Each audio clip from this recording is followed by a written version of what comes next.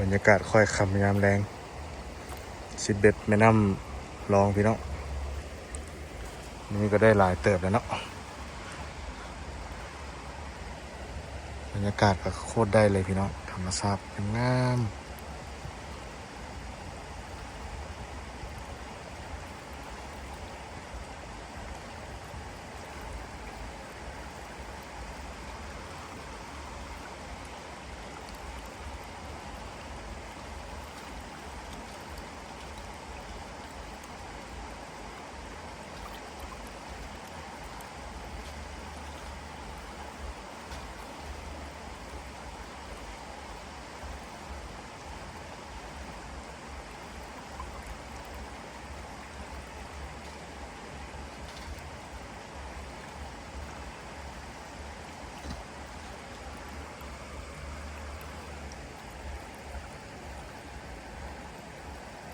วิวโคตรได้เลย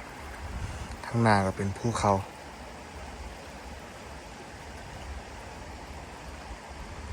บรรยากาศงามพี่น้องมาเด้อมาใช้ชีวิตน้ำกันพี่น้องผู้ใดเฮ็ดเวียกเมื่อยเฮ็ดเวียกหนักลองมาอยู่กับธรรมชาติเบิ่งเนาะเพื่ออาจจะหิวในด้านของสภาพร่างกายและก็จิตใจเพิ่มขึ้นเนาะ